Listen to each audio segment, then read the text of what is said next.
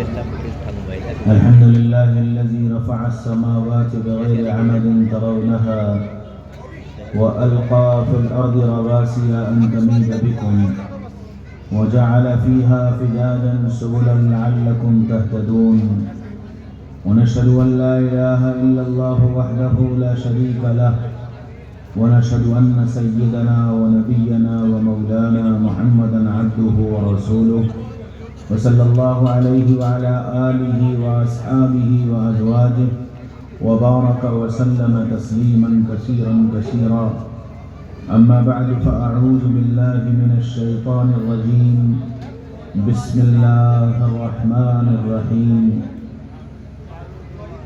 لو أنزلنا هذا القرآن على جبل لرأيته خاشعا متصدعا من خشية الله وتلك الأمثال نضربها للناس لعلهم يتفكرون وقال تبارك وتعالى إن هذا القرآن يهدي للتي هي أقوم وقال رسول الله صلى الله تعالى عليه وسلم خيركم من تعلم القرآن وعلمه وقال رسول الله صلى الله تعالى عليه وسلم سيأتي زمان لا يبقى من الإسلام إلا اسمه ولا يبقى من القرآن إلا رسمه أو كما قال عليه الصلاة والسلام.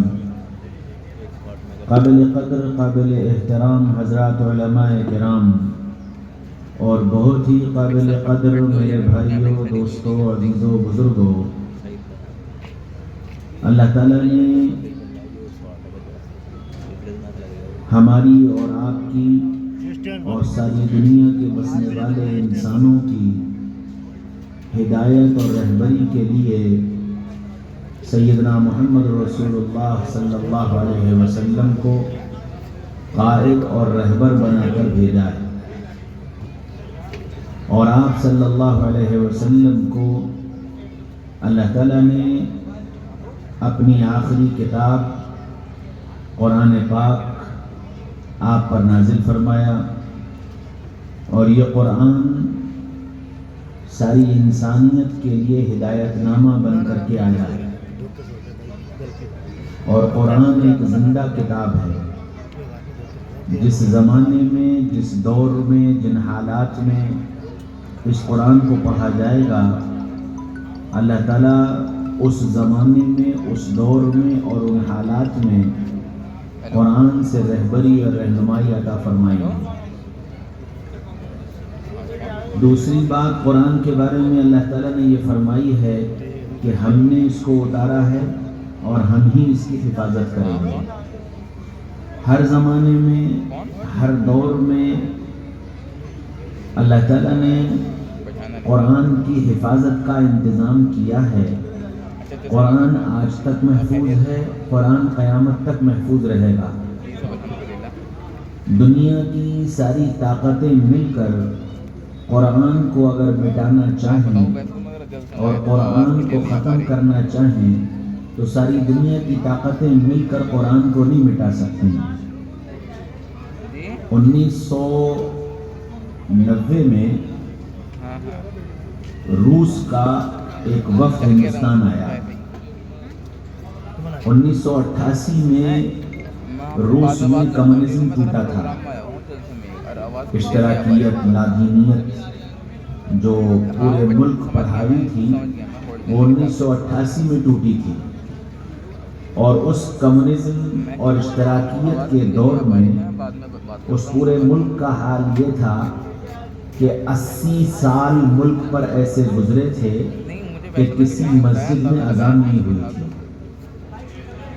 ساری مسجدوں میں تالے پڑے تھے، مدرسے یا تو فوج کے اڈے بن گئے تھے یا وہ کھنڈرات میں تبدیل ہو گئے تھے، کتب خانوں میں آگ لگا دی گئی تھی، کتابیں یا جلا دی گئی یا دریا میں بہا دی گئی۔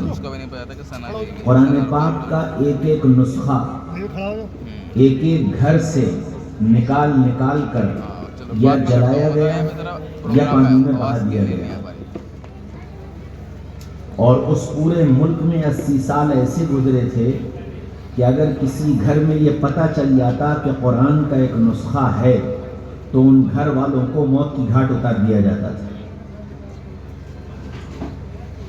ایسے 80 سال گزرے اور پھر آہستہ آہستہ اللہ تعالیٰ کا نظام حرکت میں آیا اور وہ اشتراکیت کا نظام ٹوٹا اور ملک آزاد ہوئے. یہ جو پورا روس آپ سنتے ہو یہ اس زمانے میں پورا ایک ملک تھا. پھر 1988 میں جب یہ ٹوٹا ہے تو یہ الگ الگ ملک بنے ہیں.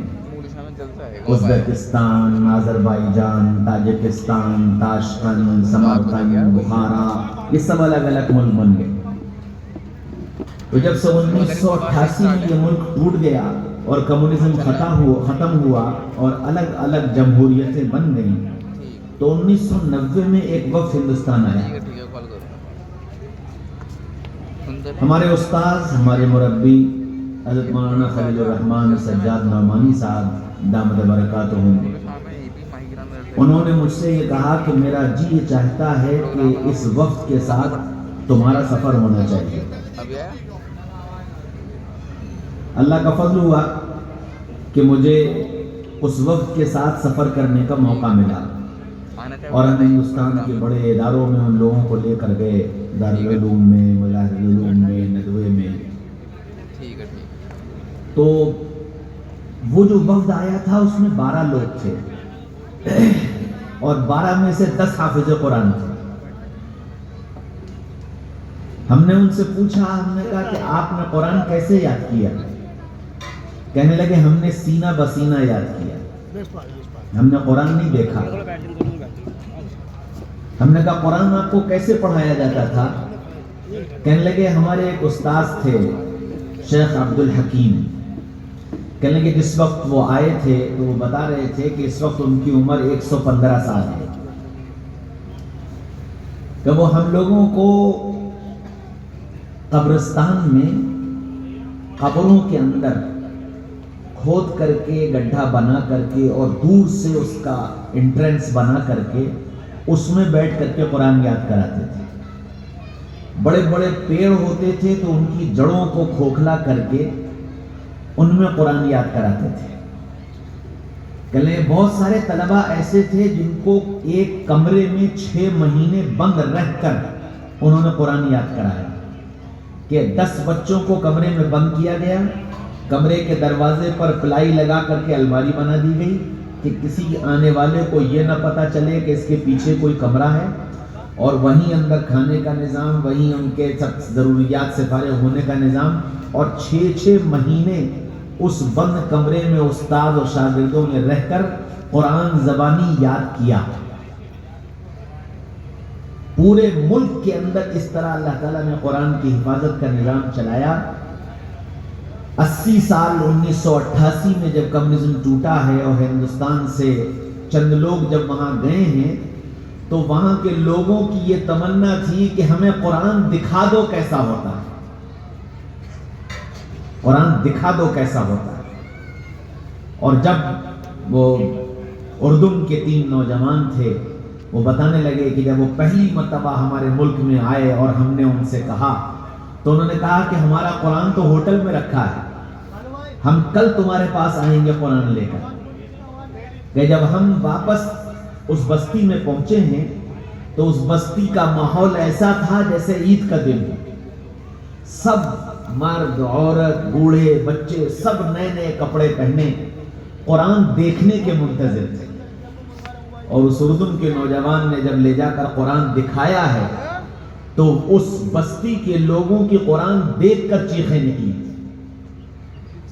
لیکن اس ملک میں بھی اللہ نے قرآن کی ایسی حفاظت کی کہ ہر بستی میں، ہر علاقے میں قرآن کے حافظ موجود رہے اور قرآن یاد ہوتا رہا. اور اللہ تعالیٰ نے ایسی قرآن کی محبت ان کو دی تھی کہ وہ جہاں جاتے تھے وہ یہ کہتے تھے ہمیں قرآن سناؤ. اور جب ان کو قرآن سنایا جاتا تھا تو زار و قطار رویا کرتے تھے. ان کو دیکھ کر یہ سمجھ میں آیا انا نحن نزلنا الذکر وانا لہ لحافظون، ہم نے نازل کیا ہے، ہم حفاظت کریں گے. اور اللہ نے قرآن کی حفاظت کر کے دکھائی. قیامت تک اللہ تعالیٰ ایسے ہی قرآن کی حفاظت فرمائیں گے. خوش نصیب ہیں وہ لوگ جو خود یا ان کی اولادیں یا ان کا مال یا ان کی جان قرآن کی حفاظت میں استعمال ہو جائیں. یہ ان کی سعادت ہے کہ اللہ تعالیٰ ان کو قرآن کی حفاظت کے لیے استعمال کر لے. ہمارے ساتھ ایک بڑی پرابلم یہ ہے کہ ہم نے قرآن کو ثواب کی کتاب سمجھا ہے کہ قرآن پڑھیں گے تو ثواب ملے گا اور نہیں پڑھیں گے تو نہیں ملے گا.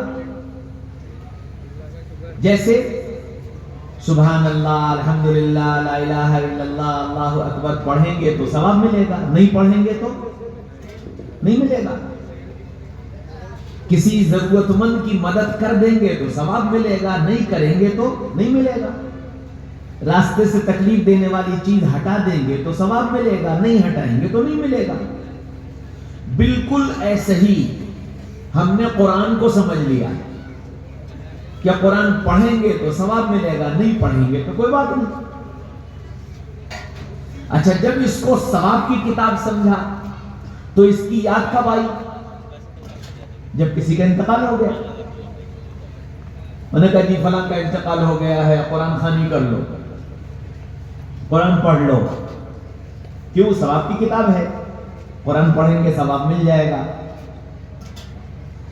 یا بہت آگے بڑھے تو قرآن کو برکت کی کتاب سمجھ لیا کہ قرآن پڑھا جائے گا تو برکت آئے گی. تو اب قرآن کب یاد آتا ہے؟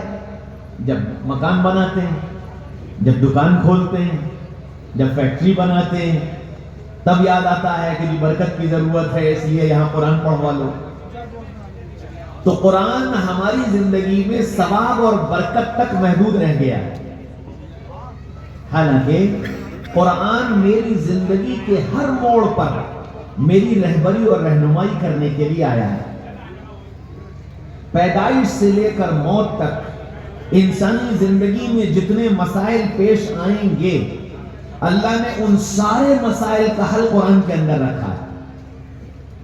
اور ہم نے قرآن کو اپنے ان مسائل کے وقت نہ قرآن کو یاد کیا، نہ قرآن کے سے معلوم کیا، نہ جاننے والوں سے یہ پوچھا کہ قرآن نے اس سلسلے میں ہماری کیا رہبری اور رہنمائی کی.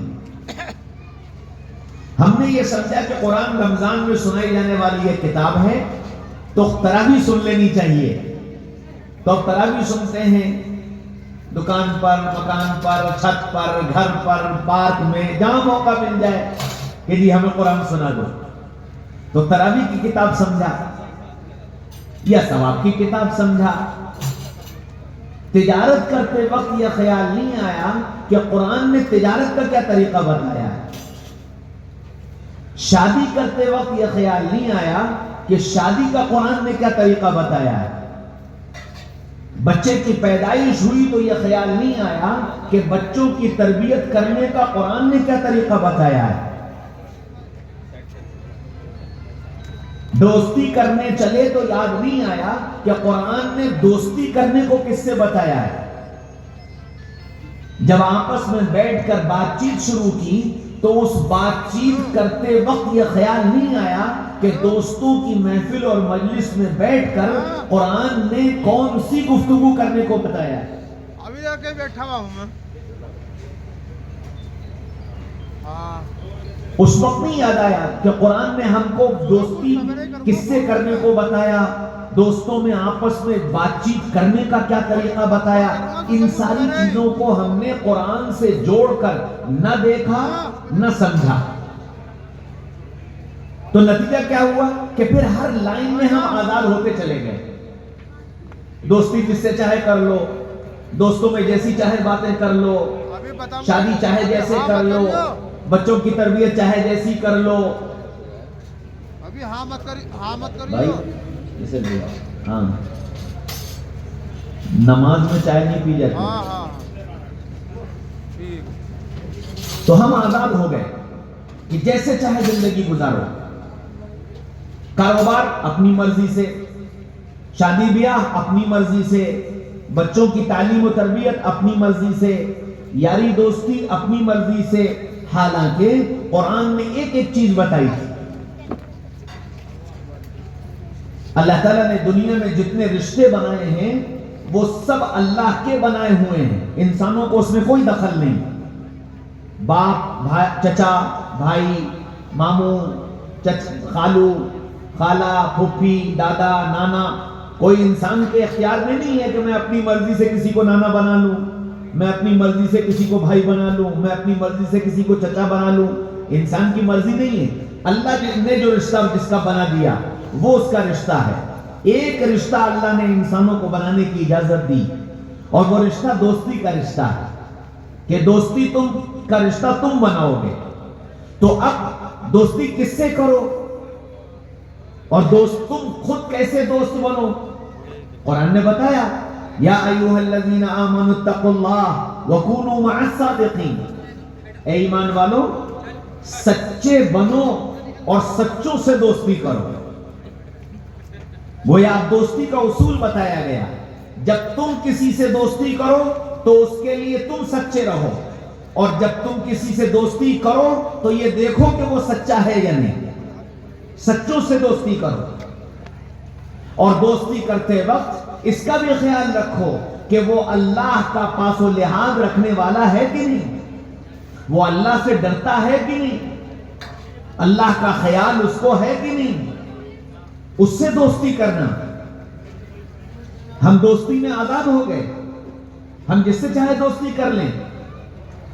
قرآن نے ہر ایک سے دوستی کرنے کی اجازت نہیں دی، پابند بنایا ہے ہم کو کہ ہم کو دوستی سچوں سے کرنی، سچوں کے ساتھ دوستی کرنی، پھر دوستوں کے ساتھ بیٹھ کر کیا کرنا ہے اور کیا نہیں کرنا یہ بھی بتایا، کہ جب تم آپس میں دوستی کرو تو آپس میں ایمان کے بول بولو، ایمان کے مذاکرے کرو، ایمان کے تذکرے کرو۔ دوستی کرو تو دوستی میں ایک دوسرے کے بارے میں گمان مت لگاؤ، ایک دوسرے کا مذاق مت اڑاؤ، ایک دوسرے کی جاسوسی مت کرو، ایک دوسرے کی غیبت مت کرو، ایک دوسرے پر بہتان مت باندھو، بلکہ مخلص دوست بنو۔ یہ قرآن بتا رہا ہے۔ ہم دوستی میں آزاد ہو گئے، کاروبار ہم جیسے چاہیں کریں گے نہیں، قرآن نے پابند بنایا ہے۔ احل اللہ البیع وحرم الربا، ہم نے تجارت حلال کی ہے، سود حرام ہے، سود سے بچنا۔ یا ایھا الذین آمنوا اتقوا اللہ وذروا ما بقی من الربا، اے ایمان والو اللہ سے ڈرو اور اپنے کو سود سے بچاؤ۔ فَإِن لَمْ تَفْعَلُوا فَأَذَنُوا بِحَرْبٍ مِّنَ اللَّهِ وَرَسُولِهِ، اگر تم نے اپنے آپ کو سود سے نہ بچایا تو یاد رکھو اللہ اور اس کا رسول تم سے جنگ کرنے کو آمادہ ہے۔ اللہ مقابلہ کرے گا، رسول اللہ مقابلہ کریں گے۔ پھر کاہے کا کاروبار اور کاہے کی برکت اور کاہے کا سکون؟ آدمی دنیا میں پیسہ کاہے کے لیے کماتا ہے؟ کہ زندگی میں سکون آئے، اور اس سکون کو چھین لینے کا فیصلہ کر دیا ہے اللہ نے، اگر تم اپنی تجارتوں کو حلال پر نہیں رکھو گے، اگر تم اپنی تجارتیں حرام پر لے جاؤ گے۔ کاروبار کرو، کیسے کرو؟ یا ایھا الذین آمنوا اذا تداینتم بدین الی اجل مسمى فاکتبوہ، اے ایمان والو جب آپس میں لین دین کیا کرو تو اس کو لکھ لیا کرو۔ ہم بھول گئے، اپنی من مرضی سے کرنے لگے، جس کا نتیجہ پھر روزانہ کے اختلافات ہیں، روزانہ کے جھگڑے ہیں، روزانہ کے آپس کی ٹینشن ہے۔ شادی کرنے چلو تو شادی کیسے کرو؟ فرمایا وعاشروہن بالمعروف، ان سے کہیے کہ آپس میں محبت سے رہا کریں۔ تو قرآن ایک مکمل زندگی لے کر کے آیا ہے، اور اس زندگی کو پوری امت کے اندر زندہ کرنا یہ میری اور آپ کی ذمہ داری ہے۔ یہ مدارس، مکاتب، علماء، حفاظ یہ اس محنت کی ایک کڑی ہے۔ ان کے ذریعے سے دنیا میں قرآن زندہ ہوگا، ان کے ذریعے سے قرآن عام ہوگا، ان کی معاونت کی جائے گی، ان کا ساتھ دیا جائے گا، تو قرآن والی زندگی دنیا میں وجود میں آئے گی۔ اور اگر اس کو صرف ہم نے عبادت تک یا اس کو ثواب تک یا اس کو برکت تک محدود کر دیا تو پھر یہ قرآن ہمارے لیے ایک ایسی کتاب بن جائے گا جس سے ہم اجنبی ہوں گے۔ یہ اتنا بڑا مجمع بیٹھا ہوا ہے، میرا حسن ظن ہے، اور آپ کا علاقہ چونکہ ماشاءاللہ دینی جذبہ رکھتا ہے، اس لیے میرا حسن ظن ہے کہ یہ سارے کے سارے قرآن پڑھے ہوئے ہوں گے، یہ میرا حسن ظن ہے۔ لیکن عمومی حال کیا ہے؟ میں کالج میں لیکچرر ہوں، بچوں کو پڑھاتا ہوں، میرے پاس انٹر کلاسز کے بچے پڑھتے ہیں۔ شروع سال میں پہلے دوسرے تیسرے دن میں بچوں سے پوچھتا ہوں تم میں سے قرآن پڑھے ہوئے کتنے؟ اگر وہ 35-40 بچوں کا کلاس ہوتا ہے تو قرآن پڑھے ہوئے اس میں 8 یا 10 بچے ہوتے ہیں۔ یہ ریشیو ہے ہماری قوم کا۔ اور پھر آگے چلیے، اتنا بڑا مجمع بیٹھا ہے، میں پھر یہ کہتا ہوں کہ مجھے آپ سے حسن ظن ہے، آپ بہت اچھے لوگ ہیں اور آپ کے یہاں دین کا جذبہ ہے۔ میں آپ سے ہاتھ نہیں اٹھوا رہا، میں آپ سے کوئی سوال آپ کو رسوا کرنے کے لیے سوال نہیں کر رہا ہوں، لیکن ذرا آپ اپنے آپ سے یہ پوچھئے، یہ جتنا مجمع بیٹھا ہے آج کس نے قرآن پڑھا تھا؟ آج کس نے صبح قرآن ہاتھ میں اٹھایا تھا؟ یہ اتنا بڑا مجمع بیٹھا ہے، اس میں کتنے ایسے ہیں جنہوں نے اپنے بچوں سے یہ سوال کیا تھا آج قرآن پڑھا تم نے؟ آج کی تلاوت کی تم نے؟ میرے بھائیو، دوستو، عزیزو، بزرگوں، جب میں نے تم نے قرآن سے بیزاری اختیار کر لی، زندگی میں قرآن ایک اجنبی بن گیا، تو نتیجہ کیا ہوا پھر؟ حالات جو کچھ بھی آ رہے ہیں ویسے ہی نہیں آ رہے ہیں، مسائل جو کچھ پیدا ہو رہے ہیں، مشاکل جو کچھ آ رہی ہیں، اس کے قصوروار اور اس کے مجرم شاید پہلے ہم اور آپ ہیں۔ ہم نے اور آپ نے یہ جرم کیا ہے، ہم نے قرآن کو چونکہ ثواب کی کتاب سمجھا، نہیں پڑھیں گے تو کوئی بات نہیں، پڑھ لیں گے تو ثواب مل جائے گا۔ بچہ دکان پر نہیں جائے، آپ کی پیشانی پہ بل پڑ جاتے ہیں۔ بچہ اسکول پڑھنے نہیں جائے، آپ ناراض ہوتے ہیں۔ بچہ اسکول کا ہوم ورک پورا نہ کرے، آپ بھی ناراض، آپ کی بیوی بھی ناراض۔ وہ ہوم ورک نہیں کر پا رہا ہے، آپ ٹیوشن لگاتے ہیں، اس کا ہوم ورک پورا کرواتے ہیں، اس کو اسکول پابندی سے پہنچانے کی فکر کرتے ہیں، روزانہ اس کا بیگ چیک کرتے ہیں۔ آپ جانتے ہیں کہ یہ علم اس کے لیے نافع ہے، تو آپ نے اس پر اپنے مال کو، اپنی صلاحیتوں کو لگا دیا۔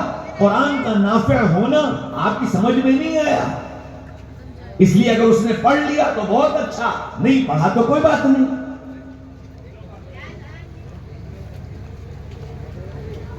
80-90% گھروں کا حال یہی ہے۔ میں آپ کے علاقے کو نہیں کہہ سکتا، میں اپنے علاقے کی بات کر رہا ہوں۔ میرے بھائیوں، دوستوں، عزیزوں، بزرگوں، اللہ تعالیٰ کا بڑا کرم ہے کہ اللہ نے یہ رمضان میں قرآن تراویح میں پڑھنے کی سنت جاری کر دی۔ اگر یہ رمضان میں قرآن کی سنت نہ ہوتی تو آج قرآن میرے اور آپ کے لیے ویسے ہی اجنبی ہو جاتا جیسے عیسائیوں کے لیے انجیل اجنبی ہو گئی اور یہودیوں کے لیے توریت اجنبی ہو گئی۔ وہ اپنی اصل کتاب کو محفوظ نہیں رکھ پائے، ان کو خود یہ نہیں معلوم کہ ہماری اصل کتاب کہاں ہے، ان کو خود یہ نہیں معلوم کہ ہماری کتاب میں کیا لکھا ہے۔ یہ تو اللہ کا فضل ہے کہ اللہ نے قرآن کے محافظ پیدا کر دیے، یہ اللہ کا فضل ہے کہ سال میں ایک مرتبہ قرآن کا سننے کی سنت جاری کر دی، جس کے نتیجے میں کہیں نہ کہیں قرآن کا چرچا اور قرآن کے تذکرے ہوتے رہتے ہیں۔ آپ ذرا اندازہ لگائیے کہ ہمارا قرآن کے ساتھ کیسا تعلق ہے۔ ہم نے قرآن سے رخ موڑ رکھا ہے۔ مجھے معاف کیجیے گا، اللہ نہ کرے کہ آپ کے ہاں ایسا ہو، ایک نوجوان میرے یہاں مسجد کے دروازے پر آیا، میں وہیں مسجد کے دروازے پر کھڑا تھا، مجھ سے کہنے لگا مولوی صاحب یہ قرآن مسجد میں رکھ دیں۔ میں نے کہا بیٹا کیوں؟ کہنے لگا دادی قرآن پڑھتی تھی، ان کا انتقال ہو گیا، اب گھر میں کوئی قرآن پڑھنے والا نہیں۔ میرے بھائیوں، دوستوں، عزیزوں، بزرگوں، میں اور آپ اسی راستے پر بڑی تیزی سے جا رہے ہیں۔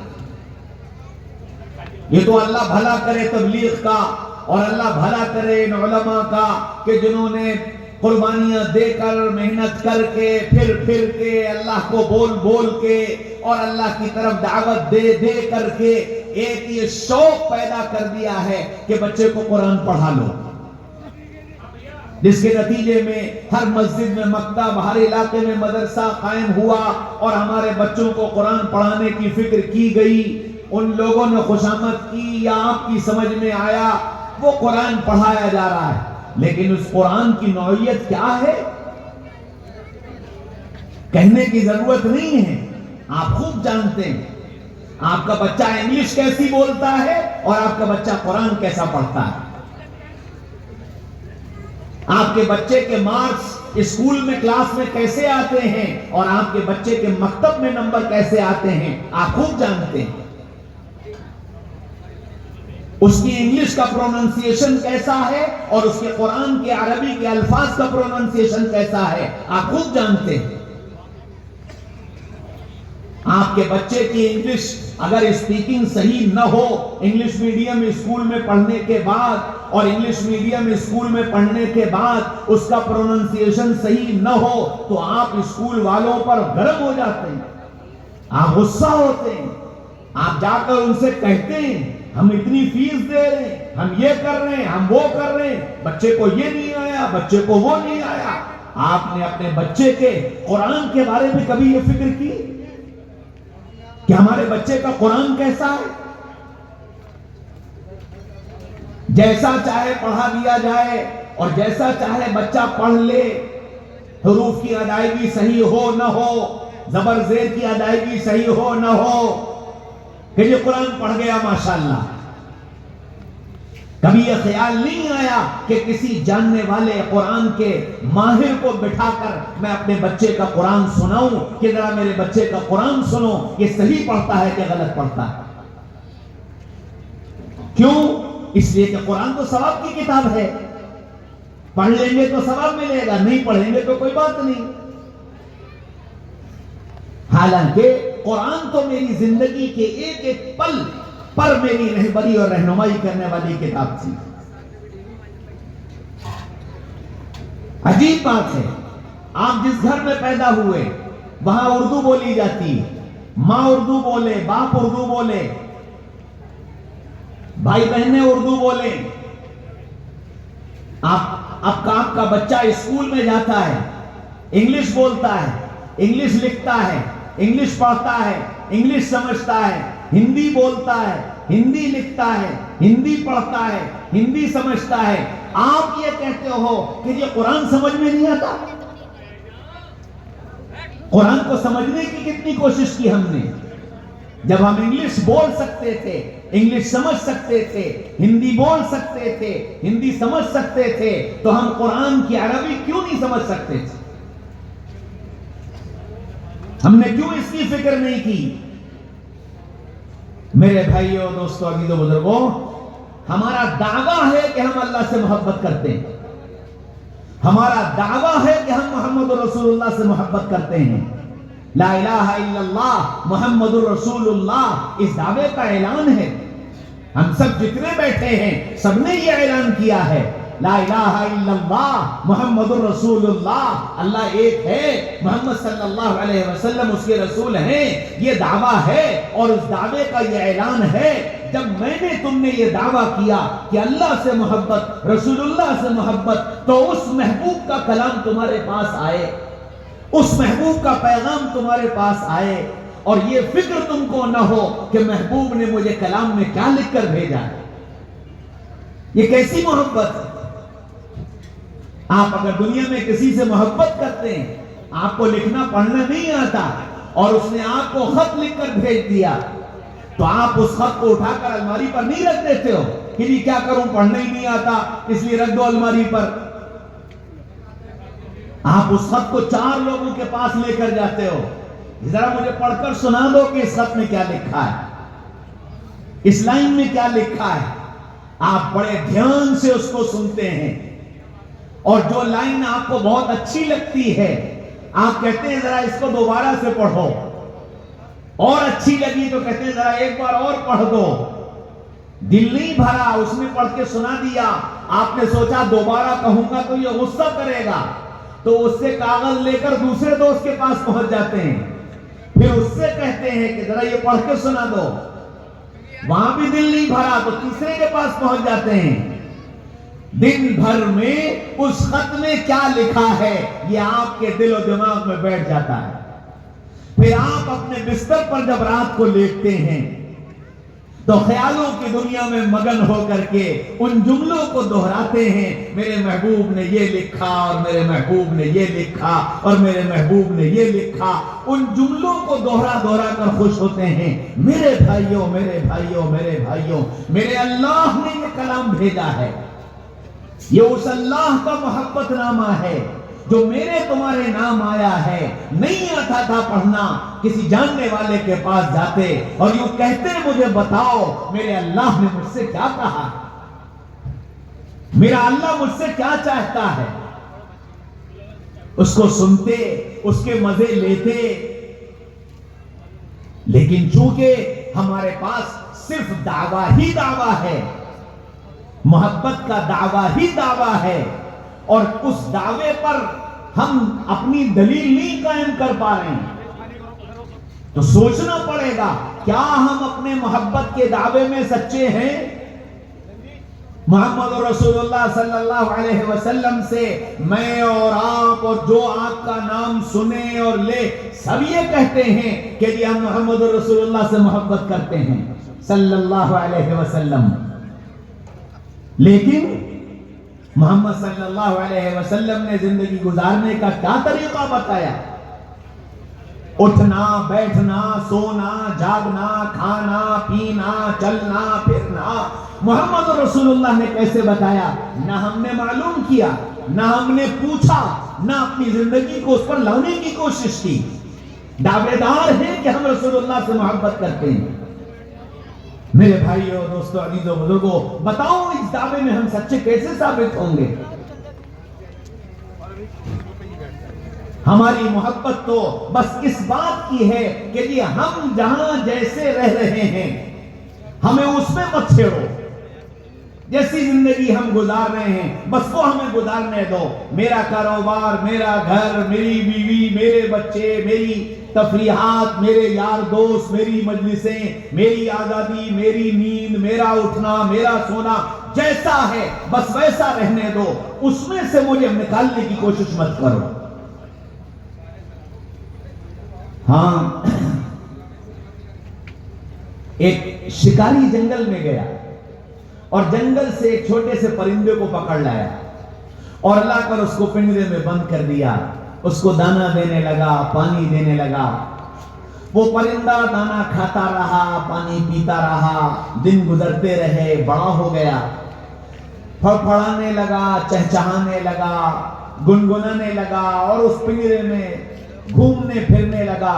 ایک لمبا عرصہ گزر گیا، شکاری بیمار پڑ گیا اور اس کو یہ ڈر لگا کہ اب میں مر جاؤں گا۔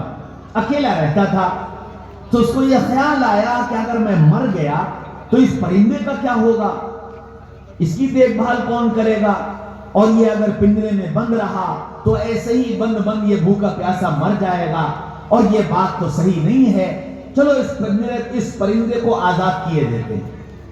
تو وہ شکاری اٹھا اور اٹھ کر کے پنجرے کے پاس گیا اور پنجرے کے دروازے پر اس نے ہاتھ رکھا، تو جیسے ہی ہاتھ رکھا اندر سے اس پرندے نے آواز دی، مدت ہوئی صیاد نے چھوڑا بھی تو کیا، مدت ہوئی صیاد نے چھوڑا بھی تو کیا۔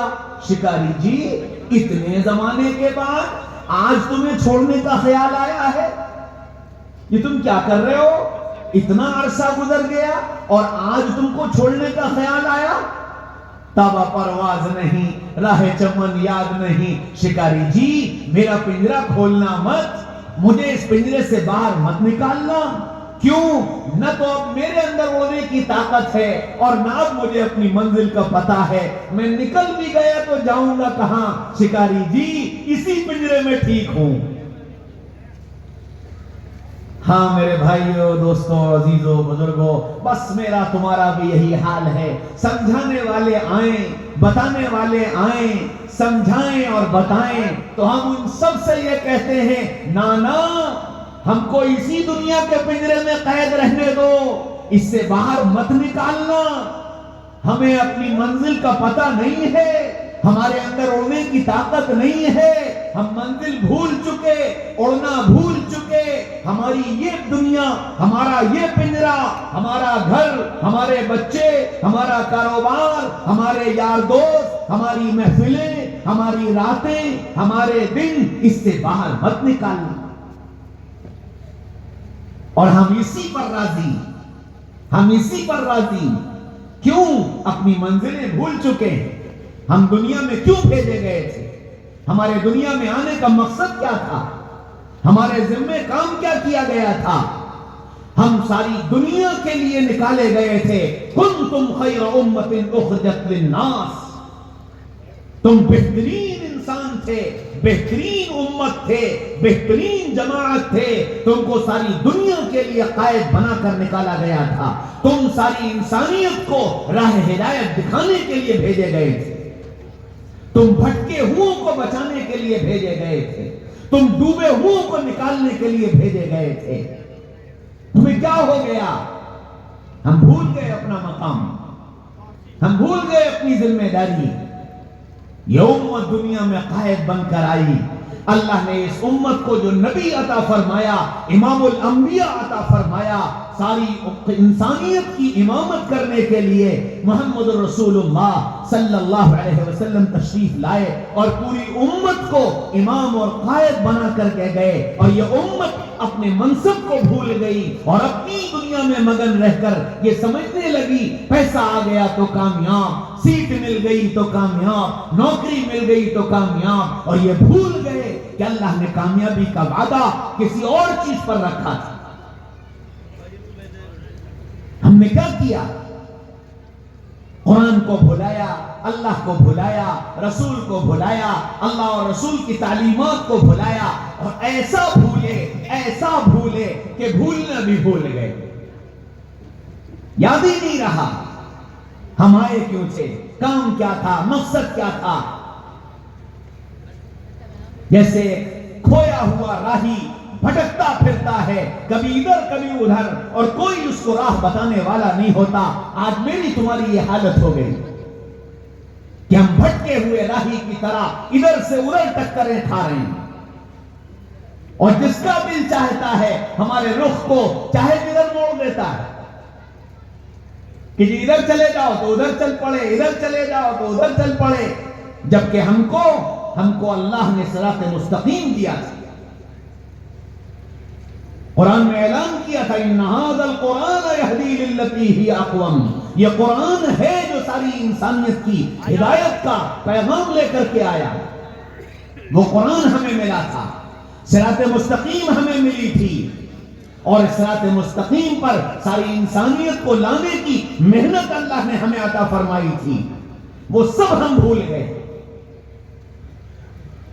اور اب اس صراط مستقیم پر کام کرنے والے اور صراط مستقیم پر لوگوں کو لانے والے اور امت کی قیادت اور رہبری اور رہنمائی کرنے والے ہم چونکہ اتنے دور جا چکے ہیں کہ ان کام کرنے والوں کے کام کرنے میں ہم معاون تو کیا بنتے، ہم رکاوٹ بنے کھڑے ہوئے ہیں، ہم ان کی ٹانگ کھینچ رہے ہیں، ہم ان کی ٹوپی اچھال رہے ہیں، ہم ان کی کمیاں تلاش کر رہے ہیں، ہم ان پر عیب لگا رہے ہیں۔ میرے بھائیوں، دوستوں، عزیزوں، بزرگوں، دنیا میں ہم کچھ بھی کر سکتے ہیں، یہاں ہم آزاد ہیں، لیکن ایک دن آنے والا ہے مالک یوم الدین، جس دن اللہ مجھ سے تم سے حساب لے گا۔ ہم نے تم کو ایک کام دیا، ہم نے تم کو ایک ذمہ داری دی، ہم نے تم کو ایک فکر دی تھی، تم اس پر کیا کر رہے تھے؟ قرآن مٹتا رہا، قرآنی تعلیمات مٹتی رہیں، نبی کے طریقے مٹتے رہے، نبی کے طریقوں کے جنازے نکلتے رہے، اور تم بریانیاں کھاتے رہے، تم ہنسی مذاق کرتے رہے، تم موبائلوں پر ریل دیکھتے رہے۔ جو وقت مجھے تمہیں ملا تھا رونے کے لیے کہ ہم روتے اللہ کے سامنے کہ اے اللہ اس انسانیت کا کیا ہوگا، اے اللہ ان لوگوں کا کیا ہوگا، یہ کیسے جہنم کی طرف بھاگے دوڑے چلے جا رہے ہیں۔ میرے بھائیوں میرے بھائیوں میرے بھائیوں، امت کا اس وقت 80% طبقہ رات کے اس وقت میں جس وقت میں ربیہ آواز لگاتا ہے کوئی معافی مانگنے والا جسے میں معاف کروں، ہے کوئی مجھ سے مغفرت چاہنے والا جس کی میں مغفرت کروں، ہے کوئی جو اپنی ضرورت اور حاجتوں کو مانگے اور میں ان کی ضرورتوں اور حاجتوں کو پورا کروں۔ جس وقت ربیہ اعلان لگا رہا ہوتا ہے اس وقت امت کا 90% طبقہ موبائلوں پر ننگی ریلیں دیکھ رہا ہوتا ہے۔ میرے بھائیوں دوستوں عزیزوں بزرگوں، یہ ناسور ہے، یہ ناسور ہے، یہ ناسور ہے جس نے پوری امت کے ایمان کو متزلزل کر دیا، جس نے اعمال کے اندر سے جان نکال لی، جس نے دعاؤں کی لذت چھین لی، جس نے ذکر کی حلاوت چھین لی، جس نے قرآن سے دور کر دیا۔ میری تمہاری صلاحیتوں کو برباد کر دیا، جوانیوں کو برباد کر دیا، صحتوں کو برباد کر دیا، رشتوں کو برباد کر دیا، سب کچھ بربادی کا ذمہ دار یہ ایک موبائل ہے جس نے ہر ایک گھر کے اندر تباہی و بربادی مچا رکھی ہے، اور ہم اس سے نکلنے کو تیار نہیں، ہم اس کو کنٹرول کرنے کو تیار نہیں۔ بچہ روتا ہے، ماں سب سے پہلے موبائل پکڑا دیتی ہے۔ بچہ اسکول میں پاس ہوا، انعام میں سب سے پہلے موبائل دیا جاتا ہے۔ میرے بھائیوں دوستوں عزیزوں بزرگوں، ہم نے یہ نہیں سمجھا کہ باطل کا ایک پورا پلان ہے، پورا پلان ہے کہ اس انسانیت کو کسی کام کے لائق نہ چھوڑا جائے اور کوئی صلاحیت ان میں پیدا نہ ہونے پائے، ان کو اس سسٹم پر ڈال دو تاکہ یہ خود بخود اپنے بربادی کے سودے خریدتے رہے، اور ہم اس کے ذمہ دار، ہم خود اس کی سرپرستی کر رہے ہیں۔ سب شامل ہیں، میں اپنے کو الگ نہیں کر رہا ہوں، میں بھی اس میں شامل ہوں۔ ہم سب کی تباہی و بربادی باطل نے پورے سوچ سمجھ کر ایک پلان بنا کر کے یہ نقشہ تیار کیا۔ آپ کو معلوم ہے انگلینڈ میں رائل فیملی جس علاقے میں رہتی ہے اس پورے علاقے میں کسی موبائل کا نیٹ ورک نہیں آتا۔ انگلینڈ کی پوری رائل فیملی جس علاقے میں رہتی ہے اس پورے علاقے میں ٹچ اسکرین موبائل استعمال کرنے کی کسی کو اجازت نہیں ہے۔ اس رائل فیملی کے بچے جس اسکول اور کالج میں پڑھتے ہیں اس اسکول اور کالج کے ٹیچرز کو موبائل یا لیپ ٹاپ یا ٹیب کے ذریعے سے ان بچوں کو پڑھانے کی اجازت نہیں ہے، اور ان اسکولوں میں میرے اور آپ کے بچوں کو پڑھنے کی اجازت نہیں ہے، کیونکہ انہوں نے یہ طے کر رکھا ہے کہ ہم حکومت کرنے کے لیے پیدا ہوئے ہیں اور یہ غلامی کرنے کے لیے پیدا ہوئے ہیں۔ حکومت کرنے والے ان کی تربیت حاکمانہ مزاج کے ساتھ ہوگی، ان کے ذہنوں کی حفاظت کے ساتھ ہوگی، ان کی صلاحیتوں کی حفاظت کے ساتھ ہوگی، ان کی جوانیوں کی حفاظت کے ساتھ ہوگی، ان کے اخلاق کی حفاظت کے ساتھ ہوگی۔ انہوں نے اپنی فیملی کا پورا ایجوکیشن سسٹم اس طرح کا بنا دیا ہے جہاں ان کو اخلاق کی، کردار کی، صحت کی بربادی کے وہ اسباب جو ساری دنیا میں پھیلائے گئے ہیں ان تک نہیں پہنچتے۔ ہم بہت خوش ہیں ہمارا 6 مہینے کا بچہ موبائل میں اسکرین اوپر نیچے کر لیتا ہے، سال بھر کا بچہ اپنے من پسند کی ریل کھول لیتا ہے، بڑا سمجھدار ہے بچہ۔ میرے بھائیوں، دوستوں، عزیزوں، بزرگوں، کبھی اس پر بھی خوش ہوئے کہ میرا بچہ قرآن بہت اچھا پڑھتا ہے، میرے بچے کی سورہ فاتحہ سنو کتنی شاندار پڑھتا ہے؟ کبھی اس کا خیال آیا دل میں؟ میرے بچے کی نماز دیکھو، میرا بچہ نماز کتنی اچھی پڑھتا ہے۔ وہ نماز اچھی جب پڑھتا جب میں اچھی نماز پڑھتا، وہ قرآن اچھا جب پڑھتا جب میں قرآن اچھا پڑھتا۔ میں نے اپنی زندگی کے لیے قرآن کو ضروری نہیں سمجھا تو وہ بچہ کیسے قرآن کو اپنے لیے ضروری سمجھ سکتا ہے؟ میں نے اپنی زندگی کے لیے نماز کو ضروری نہیں سمجھا، وہ بچہ کیسے اپنی زندگی میں نماز کو ضروری سمجھ سکتا ہے؟ اس لیے میرے بھائیوں، دوستوں، عزیزوں، بزرگوں، میں اور آپ اپنے حال پر ترس کھائیں، کسی اور پر نہیں، کسی اور پر نہیں، اپنے حال پر، اپنی اولاد پر، اپنے گھر کی عورتوں پر، اپنے خاندان پر، ان پر ہم ترس کھائیں۔ ہائے میرے بھائیوں، دوستوں، عزیزوں، بزرگوں، کل میں ایک جگہ بیٹھا تھا تو لوگ جمع تھے، میں ان سے بات کر رہا تھا۔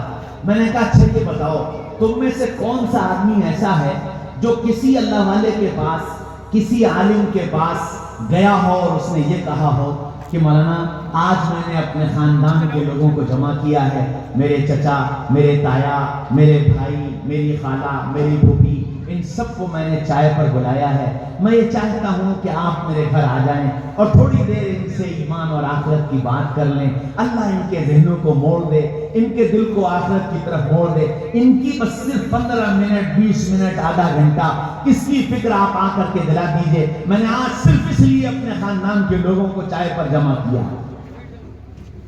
تو وہ سارے کہنے لگے مولوی صاحب آج تک نہیں کیا۔ ہو سکتا ہے آپ لوگ ماشاءاللہ بہت بھلے لوگ ہو، اچھے لوگ ہو اور آپ کے علاقے میں دینداری کا چرچا ہے، آپ کے یہاں ایسا ہوتا ہو کہ آپ لوگ اپنے خاندان کے لوگوں کو چائے پر صرف اس لیے جمع کرتے ہو کہ آج کچھ دین کی بات سنیں گے، سنائیں گے، آج کسی اللہ والے کو بلا کر کے اس سے اپنے گھر والوں کے ساتھ بیٹھ کر، اپنے گھر کی عورتوں کے ساتھ بیٹھ کر کچھ دین کا مذاکرہ کریں گے۔ چکن پارٹی تو ہوتی ہے، کباب پارٹی تو ہوتی ہے، رات کے 11 بجے، 12 بجے، 1 بجے سخت سردی میں چھت پر آگ جلا کر کباب سیکے جا رہے ہیں اور چکن سیکا جا رہا ہے اور کولڈ ڈرنک چل رہی ہے اور کافی چل رہی ہے، سارے رشتہ دار جمع ہیں، سارے بھائی جمع ہیں، ساری بہنیں جمع ہیں، خوب گھروں میں ہو رہا ہے، کٹی پارٹیاں خوب کی جا رہی ہیں، سب کچھ ہو رہا ہے۔ یہ اللہ کی نسبت پر، ایمان کی نسبت پر، قرآن کی نسبت پر، محمد رسول اللہ کی نسبت پر کتنی پارٹیاں میں نے تم نے کی؟ کیا وہ اس نسبت پر آج بیٹھیں گے، آج چائے پئیں گے اور چائے پلائیں گے صرف اس لیے کہ ہم اللہ اس کے رسول کی بات سنیں؟ ہم اتنے بے خبر ہیں۔ خاندان کا کوئی، ہمارے رشتہ داروں میں کوئی لڑکا، کوئی لڑکی دنیاوی تعلیم کے اعتبار سے کہیں آگے چلا جائے، چلی جائے، ہم سب اس کو مبارکباد دینے پہنچ جاتے ہیں، ہم سب اس کی خوشی میں شریک ہوتے ہیں۔ کبھی ہم نے یہ سوچا کہ ہم سب مل کر کے اگر یہ آخرت کی فکر نہ آئی، اگر قرآن ان کی زندگی میں نہ آیا، اگر اللہ اس کے رسول کی محبت ان کی زندگیوں میں نہ آئی اور یہ اسی طرح موت کے منہ میں چلے گئے، کل قیامت کے میدان میں کیا بنے؟ میرے بھائیوں، دوستوں، عزیزوں، بزرگوں، بات یہ ہے کہ میں اور تم موت کو بھول چکے ہیں، موت کو بھول چکے ہیں، اللہ کے سامنے کھڑے ہونے کو بھول چکے ہیں، اپنی زندگی کے حساب و کتاب کو بھول چکے ہیں۔ کل اللہ پوچھے گا تم نے اپنے چھوٹوں کو کیا دیا؟ کلکم راع وکلکم مسئول عن رعیتہ، جو تم میں بڑا ہے اس سے اس کے چھوٹوں کے متعلق سوال ہوگا، تم نے ان کو کیا دیا؟ آپ مکان دیتے ہو، آپ کاروبار دیتے ہو، آپ اچھی ڈگریاں دیتے ہو، آپ اچھی شادی کرتے ہو، اچھے ساز و سامان دیتے ہو، گاڑیاں دیتے ہو، موبائل دیتے ہو، بینک بیلنس دیتے ہو، آخرت کتنوں کو دی؟ اللہ کی محبت کتنوں کے دل میں اتاری؟ محمد رسول اللہ کا عشق کتنوں کے دلوں میں اتارا؟ کل قیامت کے میدان میں یہ سوال ہوگا۔ اس لیے میرے بھائیوں، دوستوں، عزیزوں، بزرگوں، میں اور آپ سب اس بات کی فکر کریں، یہ ذمہ داری ہے کہ اللہ نے قرآن جیسی نعمت عطا فرمائی ہے، یہ قرآن میری زندگی کی بہار بنے۔ نبی پاک صلی اللہ علیہ وسلم کی دعا ہے، اللہم اجعل القرآن ربیع قلوبنا، اے اللہ اس قرآن کو میرے دل کی بہار بنا دیجیے۔ یہ میری اور آپ کی ذمہ داری ہے کہ ہمارے زندگیوں میں، ہمارے بچوں کی زندگیوں میں قرآن بہار بن کر داخل ہو، اور قرآن کی زندگی کو ہم اپنی زندگی میں ڈھال سکیں، اپنی نسلوں کی زندگی میں لا سکیں۔ اس کی کوشش کرنا میری بھی ذمہ داری، آپ کی بھی ذمہ داری، پوری امت کی ذمہ داری ہے۔ اور یہ مدارس، مکاتب، علماء، حفاظ جو خدمت کر رہے ہیں، یہ اس قرآن کی خدمت کا ایک حصہ ہے جو یہ انجام دے رہے ہیں۔ اس میں ان کا معاون بننا، مددگار بننا، ساتھ دینا، ہمت بڑھانا، قدم قدم پر ساتھ چلنا، کندھے سے کندھا ملا کر کھڑا ہونا، یہ میری اور آپ کی اللہ اور اس کے رسول کی محبت کے تئیں ایک ذمہ داری ہے جسے مجھے اور آپ کو ادا کرنا ہے۔